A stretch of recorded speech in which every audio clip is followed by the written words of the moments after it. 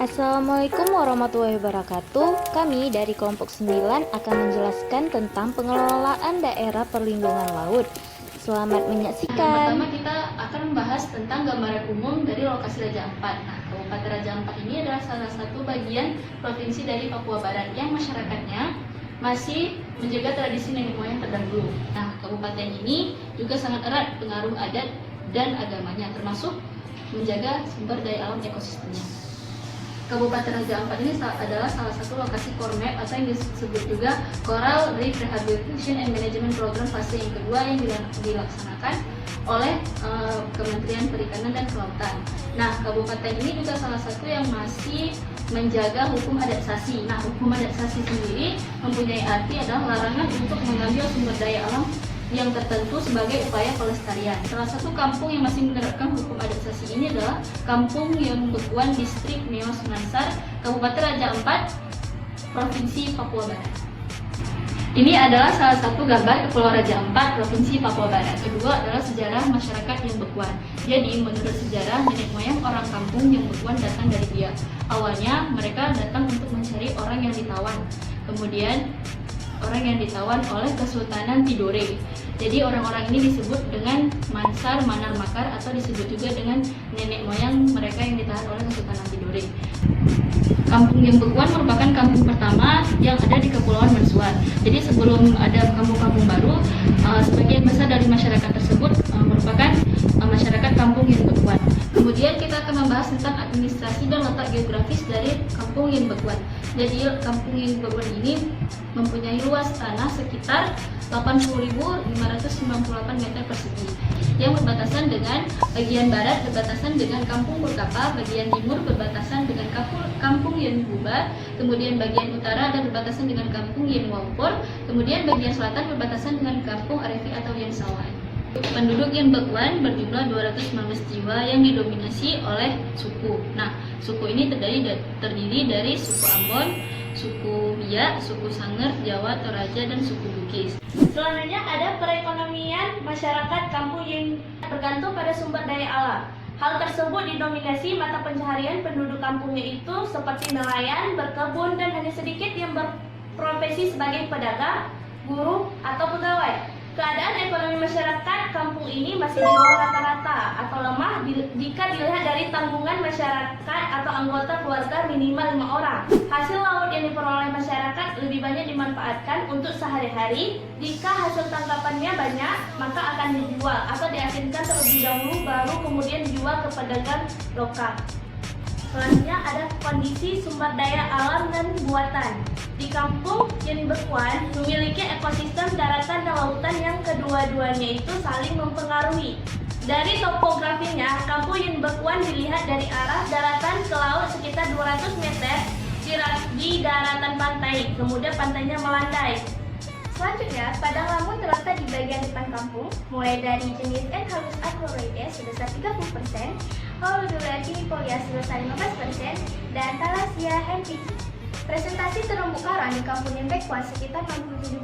Namun, pada daerah daratan dijumpai banyak pecahan karang diakibatkan oleh aktivitas para nelayan yang keluar masuk dari kampung tersebut dan bahkan masih ada pengembangan ikan.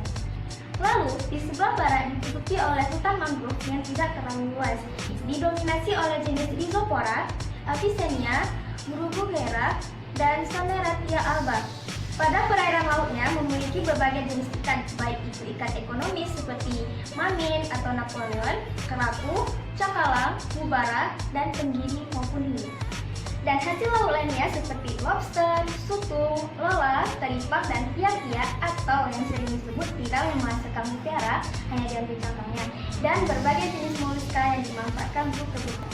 Nah, sejarah pengolahan laut di kampung Yon Bekuan dimulai pada tahun 1995, yaitu kegiatan yang menangkap ikan dan masih menggunakan alat yang sangat sederhana.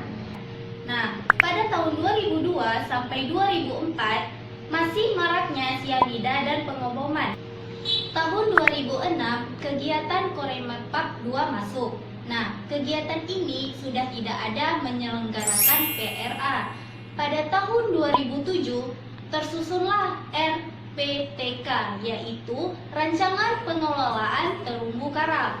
Nah, memasuki 2002 diterapkannya lah Peraturan Kampung Nomor 1 Tahun 2008 tentang pengelolaan daerah perlindungan laut berbasis masyarakat. Pada gambar ini terlihat kegiatan para nelayan melakukan kegiatan Kormap 2 pada desa Yenbekwan. Selanjutnya kita akan membahas tentang tujuan dari DPL. DPL sendiri memiliki beberapa tujuan, di antaranya yaitu yang pertama, DPL menghentikan atau menanggulangi perusakan terhadap habitat biota perairan Kampung Yenbekwan. Yang kedua, terlindunginya wilayah-wilayah penting dari perusakan habitat akibat pemanfaatan dan konsumsi yang berlebih terhadap potensi sumber daya pesisir. Nah, tujuan yang ketiga yaitu DPL dapat meningkatkan kemampuan dan kemandirian masyarakat Kampung Yenbekwan dalam menjaga dan memelihara sumber daya perairan. Selain memiliki tujuan, DPL juga memiliki beberapa manfaat. Nah, diantaranya yaitu DPL dapat mempertahankan produksi ikan. DPL juga dapat mempertahankan keanekaragaman sumber daya hayati perairan Kampung Yenbekwan. Kemudian, DPL juga dapat menjadi tempat hidup dan perkembangbiakan bagi satwa laut. Selain itu, DPL dapat bermanfaat sebagai sarana pendidikan pelestarian sumber daya perairan. Kemudian juga dapat menjadi sebagai sumber pendapatan.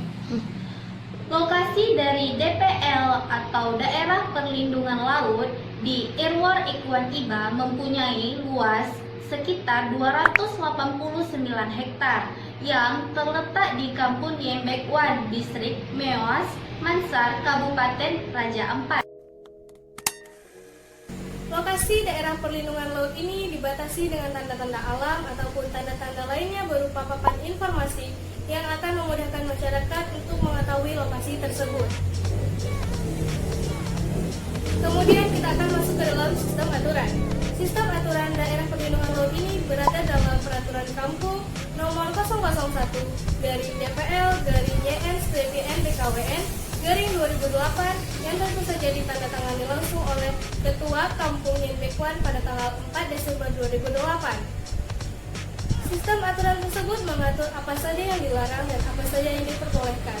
Kita akan mengetahui apa saja yang dilarang, yaitu pengaboman ikan, pembiusan, penambangan karang dan pasir, pembuangan limbah rumah tangga, industri dan sisa-sisa dari kapal, memancing segala jenis ikan, pembuangan jangkar dengan sembarangan, membuang sampah, perjalanan di atas terumbu karang, dan pengambilan biota laut yang dilindungi.